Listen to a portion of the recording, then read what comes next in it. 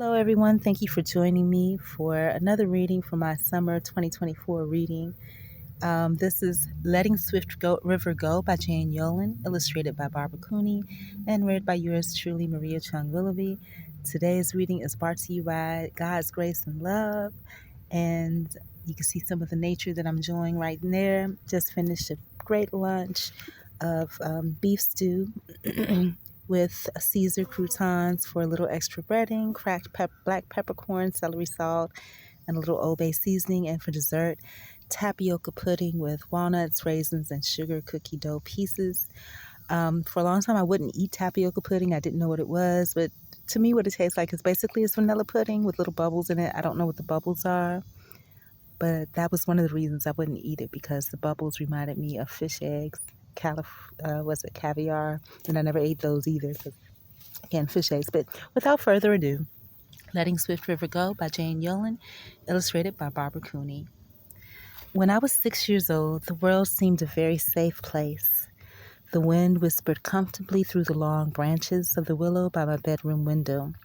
Mama let me walk to school all alone, along the winding blacktop, past the old stone mill, past the Grange Hall, past our church, not even meeting up with Georgie Warren or Nancy Vaughn till the crossroads. Georgie and I fished the Swift River in the bright days of summer, catching brown trout out of the pools with a pinhook and a bit of thread.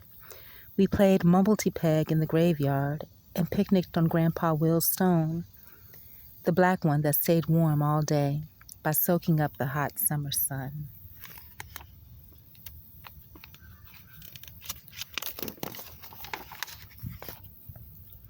And many a summer night I slept out under the backyard maples with Nancy Vaughn. We'd listen to the trains starting and stopping along Rabbit Run, their long whistles lowing into the dark, startling the screech owl off his perch on the great elm. Lying there, looking up at the lengthening shadows of trees, we'd see the fireflies winking on and off and on.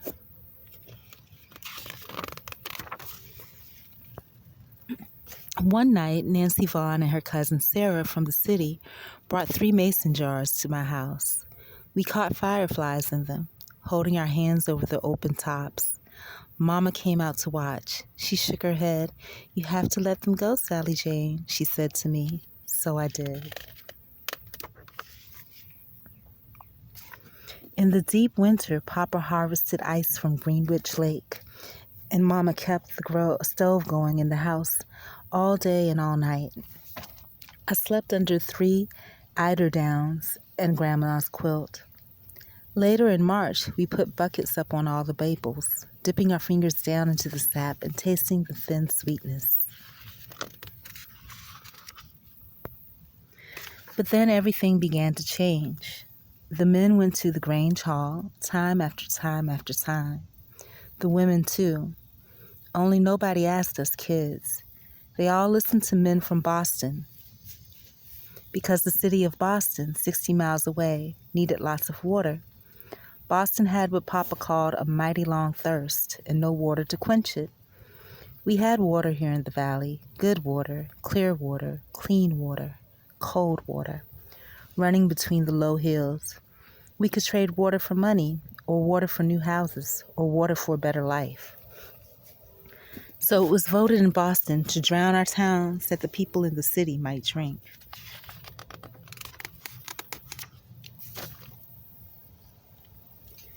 First, we moved the graves, Grandpa's Will's black stone, and the Doubledays and the Downings, the Metcalfs and the Halls.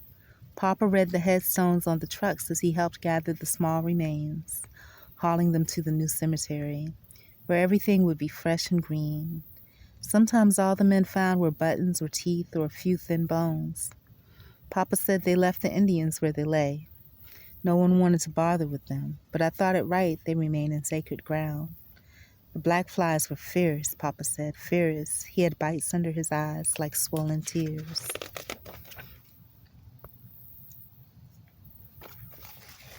Then the governor sent his woodpeckers to clear the scrub and brush, to cut down all the trees, the maples and elms, the willows and sycamores, and the great spreading oaks. They were stacked like shrinking straws along the rows, then hauled away.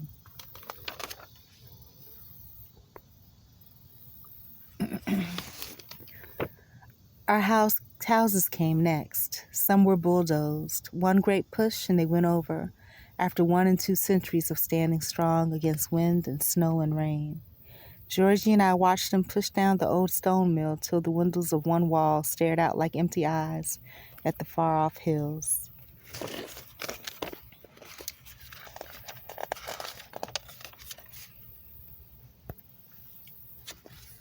Mr. Baxter's house went by truck along the blacktop to its new home in another town, slow as any child going to school. Nancy and I ran alongside for a ways, but it had more breath than we did. We stopped, panting, and watched till it was out of sight. Then Mama and Papa and I moved away to New Salem, one big hill over, and into a tiny house where my room was warm all winter long. Nancy and her folks went to the city to be near her cousin Sarah. I never heard where Georgie went, never even got to say goodbye.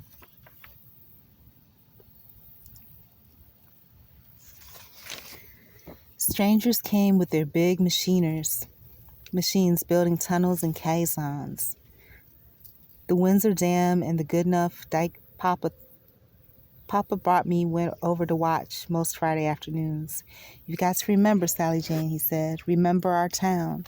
But it didn't seem like our town anymore. There were no trees, no bushes, no gardens, no fences, no houses, no churches, no barns, no halls, just a long gray wilderness, just a hole between the hills.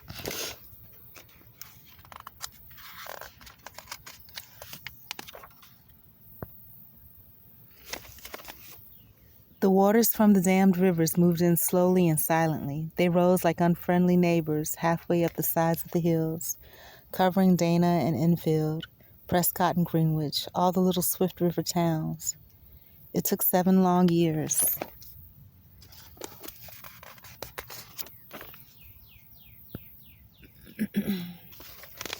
Much later, when I was grown, Papa and I rode out to Quabbin Reservoir. Behind us, we left the Bubble Trail. Through the late afternoon and well into the evening, we sat in the little boat, and Papa pointed over the side. "Look, Sally Jane," he said, "that's where the road to Prescott ran. There's the road to Beaver Brook. That's the spot the church stood where we had you baptized, and the school and the Grange Hall and the stone mill. We won't be seeing those again." I looked. I thought I could see the faint outlines, but I could not read the past. Little perch now owned these streets, and bass swam over the country roads. A rainbow trout leaped after a fly, and the water rings rippled through my father's careful mapping.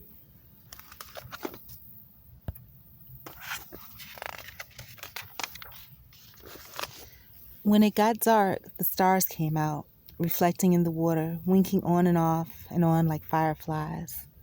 I leaned over the side of the boat and caught the starry water in my cupped hands. For a moment, I remembered the wind through the willow, the trains whistling on Rabbit Run, the crossroads where I had met Georgie Warren and Nancy Vaughn, gone, all gone, under the waters.